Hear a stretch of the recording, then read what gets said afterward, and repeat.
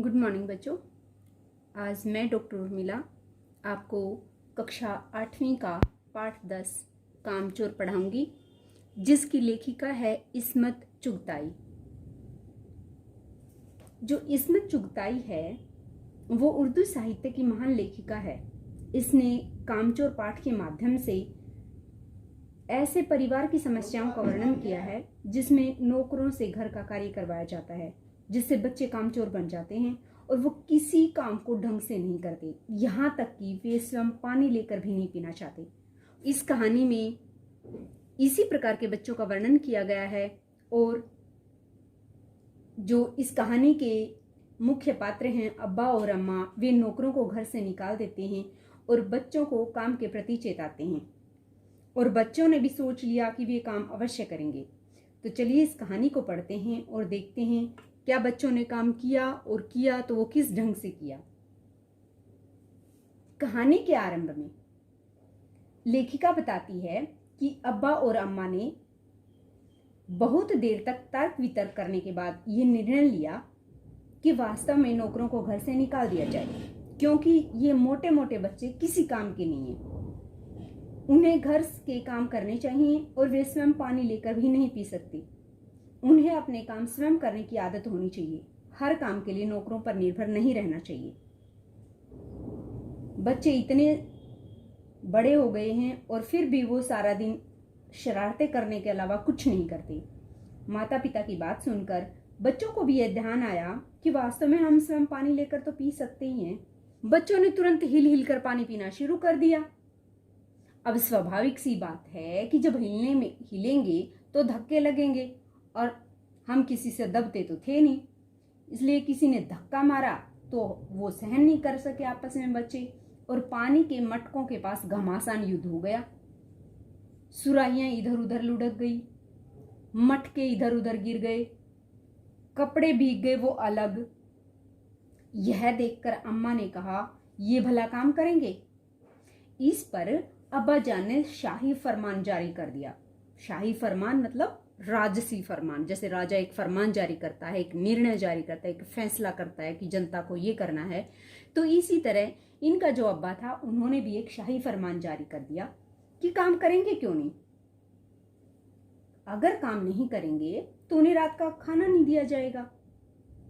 और दूसरी बात ये बताई कि जो काम करेगा उन बच्चों को तनख्वाह भी मिलेगी। तो बच्चों ने भी दुहाई दी कि हम काम करने को तैयार हैं, हमें काम बताया जाए। यहाँ जब ये पानी पीते हैं तो ये सारा सब जगह जो है गड़बड़ हो जाती है, सारे घड़े सुराहियां गिर जाती हैं। उसके बाद उन्हें काम बताया जाता है। अब्बा ने काम बताया कि फर्श पर दरी साफ करने, आंगन का कूड़ा साफ करने और पेड़ों को पानी देने का कार्य बताकर दूसरे कामों का हवाला दिया कि ये काम आप कर सकते हो। और दूसरी बात ये भी बताई कि माली को इन कामों के लिए तनख्वाह दी जाती है, यानी पैसे दिए जाते हैं। अगर सब बच्चे मिलकर पानी डालें तो बात अब्बा की पूरी नहीं हुई थी, तभी बीच में अम्मा बोल पड़ी कि खुदा के लिए ऐसे कार्य न करवाएं जिससे घर में बाढ़ आ जाएगी। परंतु बच्चे तनख्वाह के सपने देखते हुए तुरंत काम में लग गए। फैसला किया गया कि जो दरी है उसको साफ किया जाए। बच्चे उस दरी को साफ करने में जुट गए। सभी बच्चों ने एक एक कोना पकड़ा और उसको झाड़ना ऐसे शुरू कर दिया। एक दो ने क्या किया कि लकड़ी ली और उससे इसको पीटना शुरू कर दिया ताकि वो धूल जो है वो साफ हो जाए। इससे क्या हुआ कि पूरे घर में धूल हो गई और धूल के कारण खांसते खांसते सभी का बुरा हाल हो गया। सारी धूल जो दरी पर थी वो सब जगह फैल गई, सबके सिरों पर फैल गई, सबकी नाकों में चली गई, सबके मुंह में चली गई और सबको खांसी शुरू हो गई। सभी बच्चों को आंगन में निकाला गया क्योंकि ये इतना धूल भरा वातावरण हो गया था, इसलिए सभी बच्चों को क्या किया, घर से जो घर था उससे क्या किया, उससे बाहर जो आंगन था उसमें इन बच्चों को निकाल दिया। तो जब आंगन में निकाल दिया तो बच्चों ने क्या फैसला किया कि चलो हम आंगन की सफाई करते हैं और जो झाड़ू है उस झाड़ू से हम सफाई करते हैं। झाड़ू क्योंकि एक थी और तनख्वाह लेने वाले उम्मीदवार ज्यादा थे, इसलिए क्षण भर में उस झाड़ू के जितनी सीख जिसके हाथ में आई वो उन्होंने ले ली और उल्टे सीधे हाथ मारने लगे। अम्मा ने फिर सिर पटका। जैसे ही अम्मा ने सिर पीटा तो बच्चे क्या बोले कि ये बुजुर्ग इंसान हमें काम करने नहीं देंगे। अब जरा सी बात पर टोकने लगे तो बस हो चुका काम कि भाई हमें अपने हिसाब से काम करने दिया जाए। असल में तभी एक बच्चे के दिमाग में क्या आया कि झाड़ू देने से पहले जरा सा पानी छिड़क लिया जाए। फिर क्या था, ख्याल आते ही तुरंत दरी पर पानी छिड़का दिया। एक तो वैसे ही धूल से हटी हुई थी, पानी पड़ते ही सारी जो धूल थी वो क्या हुई, कीचड़ बन गई। अब सब के सब पहले तो आंगन में निकाले थे, अब आंगन से भी बाहर निकाल दिए। जब आंगन से बाहर निकाल दिए तो यह दिमाग लगाया गया कि चलो पौधों में पानी दे लेते हैं। अब पौधों में पानी देना था तो घर की सारी बाल्टियां, लोटे, तसले, भगोने, पतीलियां लूट ली। जिसके हाथ में जो लगी उसने वो उठा ली। और जिनको ये चीजें नहीं भी मिली वे डोंगे और कटोरे और गिलास लेकर भागे। अब सब लोग नल पर टूट पड़े, वहां भी घमासान मच गया। क्या मजाल कि एक भी बूंद किसी भी बर्तन में गिर जाए, सब ठूसम ठूस। जो बाल्टी थी, बाल्टी के ऊपर पतीला लगा दिया, पतीले के ऊपर लोटा रख दिया, लोटे के ऊपर भगोना रख दिया, भगोने के ऊपर दोना रख दिया। तो किसी भी में भी, क्योंकि एक बार ये लगाते हैं तो दूसरा पतीला रख देता है, पतीले को हटाकर तीसरा लोटा रख देता है। तो इस तरह से किसी में भी पानी नहीं डलता। पहले बच्चों ने आपस में धक्का मुक्की की, फिर एक दूसरे को कोहनियां मारने लगे, फिर एक दूसरे को पीछे धकेलने लगे। जब काम नहीं चला तो वे एक दूसरे को बर्तन मारने लगे। बच्चों का इस प्रकार का झगड़ा देखकर अब्बा ने क्या किया कि मौसियों को, मामाओं को, फूफियों को, सबको उनका झगड़ा कंट्रोल करने के लिए एक उनकी टुकड़ी भेजी गई, ताकि बच्चों को जो झगड़ रहे हैं आपस में उनका झगड़ा खत्म कर सकें। लेकिन बच्चों के सामने ये जो पूरी फौज थी ये भी हार गई, क्योंकि बच्चों ने इनका कहना नहीं माना, वो आपस में लड़ाई करते रहे। इस सारी धींगा मस्ती में बच्चे जो थे वो कीचड़ से लथपथ हो गए, और जिनको नहलाकर कपड़े बदलवाने के लिए जो फिलहाल नौकर थे, यानी वर्तमान में जो नौकरों की संख्या थी वो कम पड़ी, इसलिए पास के जो घर थे उनमें से नौकर बुलाए गए। और क्या काम दिया उनको, बच्चों को नहलाने का काम दिया गया। और जो बच्चों को नहलाने के लिए नौकर बुलाए गए थे उनको एक बच्चे के नहलाने के लिए 4 आना दिए गए, यानी 4 आना प्रति बच्चे। 4 आने कितने होते हैं, 25 पैसे, क्योंकि 1 रुपए में 16 आने होते हैं। तो एक बच्चे के लिए 25 पैसे नहलाने के लिए दिए गए।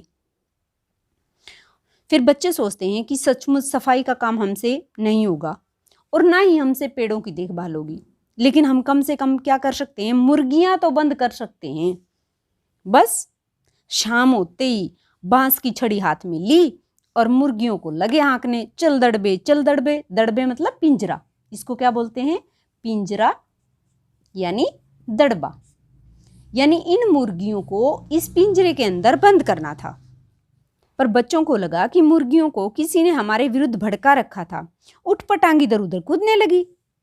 2 मुर्गियां खीर के प्यालों में, किसमें, खीर के प्यालों में, जिन पर जो आया थी यानी नौकरानी थी, वो क्या कर रही थी, चांदी का वर्क लगा रही थी।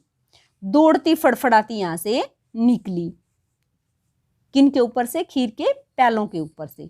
मुर्गियों के जाने के बाद पता चला कि खीर के प्याले खाली पड़े हैं। कहने का अर्थ है कि मुर्गियां फड़फड़ाते हुए निकलने से सारी खीर दीदी के दुपट्टे और सिर पर गिर गई, और जो खीर के बर्तन थे वो खाली हो गई।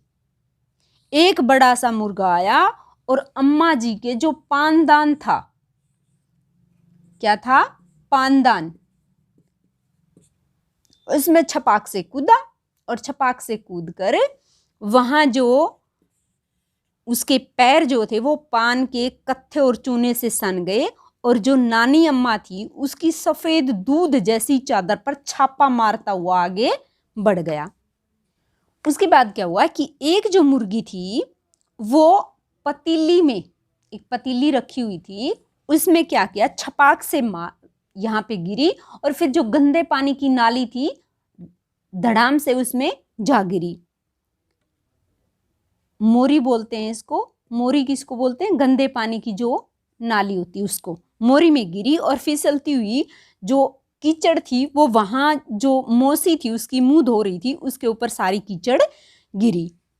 सारी मुर्गियां बेनकेल का ऊंट बनी चारों तरफ दौड़ रही थी। एक भी दड़बे में जाने को तैयार नहीं थी, यानी एक भी पिंजरे में जाने को तैयार नहीं थी। तभी क्या हुआ, किसी को सूझा कि चलो मुर्गियों को छोड़ो, कम से कम भेड़ों को ही दाना खिला देते हैं। तो फिर क्या हुआ कि भेड़ों को दाना खिलाने की बारी आई।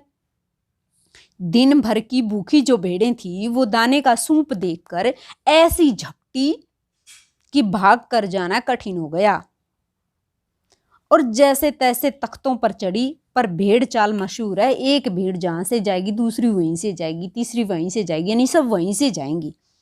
बस उनकी नजर तो दाने के सूप पर जमी हुई थी।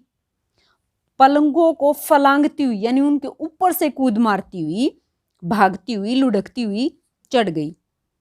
वहां तकत के ऊपर जो वहां तकत था उसके ऊपर क्या था? बानी दीदी का दुपट्टा था, जिस पर गोखरी और चंपा सलमा सितारे रखकर बड़ी दीदी मुगलानी बुआ को कुछ बता रही थी।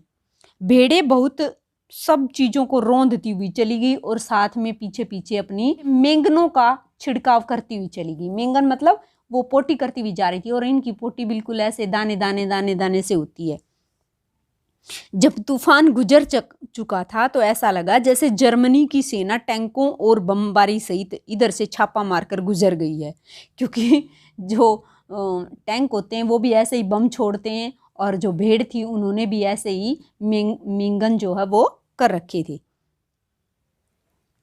उसके बाद क्या हुआ कि जो हजन माँ थी एक पलंग पर दुपट्टे से मुंह ढके हुए सो रही थी। जो हजन माँ थी वो क्या थी? एक पलंग के ऊपर दुपट्टे से मुंह ढके हुए सो रही थी। यहाँ हजन माँ दुपट्टे से मुंह ढका हुआ था तो भेड़ जो है उसके ऊपर से जाने लगी। जब उसके ऊपर से जाने लगी और उधर से हजन माँ जो है सपने में खोई हुई थी, पता नहीं किन ख्यालों में खोई हुई थी कि महलों की सैर कर रही थी और दुपट्टे से उलझी हुई मारो मारो ऐसे चीखने लगी। इतने में भेड़ों को क्या सूझा कि भेड़ सूप को तो भूल गई और वहां जो है एक सब्जी वाली बैठी हुई थी अपने टोकरी में सब्जियों को रखे हुए। क्या था? सब्जियों का टोकरा। भेड़ें जो थी वो सूप को भूलकर सब्जियों पर टूट पड़ी। सब्जी वाली दालान में बैठी मटर की फलियां तोल तोल कर रसोइयों को दे रही थी। जब उसको लगा कि इधर भेड़ें आ रही हैं तो उसने भी अपनी सब्जियों की रक्षा करने की सोची और सीधी वहां पर खड़ी हो गई तनकर। उस लेखिका बताती हैं कि यदि आपने कभी भेड़ों को मारा होगा तो आपको अच्छी तरह से पता होगा, ऐसा लगता है जैसे मानो आप रुई के तकिए पर मार रहे हो या गद्दे को पीट रहे हो। और ऐसी मार से भेड़ों को कोई फर्क नहीं पड़ता और ना उनको चोट लगती। तो भेड़ें तो ये समझ रही हैं कि आप उनके साथ हंसी मजाक कर रहे हो, वे तो आपके ऊपर ही चढ़कर बैठ जाएंगी। कुछ ही समय में भेड़ों ने सारी तरकारी यानी सब्जी को चट कर लिया तथा जो तरकारी वाली थी वो खड़ी खड़ी देखती रह गई। इधर जो है प्रलय मची हुई थी, उधर बच्चे भी लापरवाह नहीं थे। इतनी बड़ी फौज थी जिसको रात का खाना न मिलने की धमकी मिल चुकी थी। उन्होंने क्या किया कि सोचा हम पानी भी पेड़ों को नहीं दे सकते, हम दरी की भी सफाई नहीं कर सकते, हमने आंगन में भी झाड़ू नहीं दी, हम मुर्गियों को भी ठीक से नहीं पिंजरे में बंद कर सके, हम भेड़ों को भी खाना नहीं खिला पाए। हम क्या करते हैं, अब हम भैंस का दूध निकालते हैं, ये काम तो हम कर ही सकते हैं। बच्चों ने क्या किया कि धुली बेधुली बाल्टी लेकर 8 हाथ 4 थनों पर पिल पड़े, यानी 4 बच्चे जो थे वो इन भैंस का दूध निकालने के लिए इन थनों से दूध निकालने लगे। क्योंकि इतने इतने हाथ जो है भैंस को अपने थनों को छूना अच्छा नहीं लगा, तो इसलिए वो जो है वो चारों पैरों से कूद पड़ी। तो फिर बच्चों ने सोचा कि हम क्या करते हैं, इनके पैरों को बांध देते हैं, भैंस के पैरों को। इसलिए तय हुआ कि भैंस की अगाड़ी और पिछाड़ी बांध दी जाए और फिर काबू में लाकर दूध निकाल लिया जाए। बस फिर झूले की रस्सी निकालकर उसके पैर बांध दिए। अब पिछले पैर दो जो थे वो तो जो चचा जान सो रहे थे उसकी चारपाई में बांध दिए। अगले दो पैर बांधने की कोशिश जारी थी, तभी जो है भैंस चौकन्नी हो गई और छूट कर ऐसे भागी।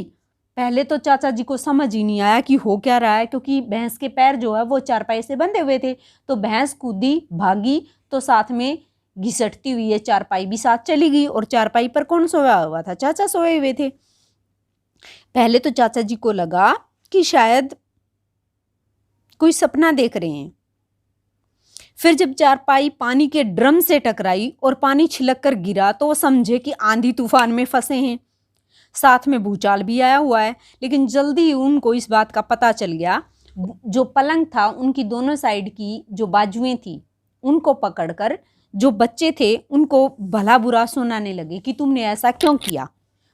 बड़ा ही हास्यास्पद दृश्य बना हुआ था कि आगे आगे भैंस भागी जा रही है, पीछे पीछे चारपाई और उस पर बैठे चाचा जी उसके साथ साथ भागे जा रहे हैं।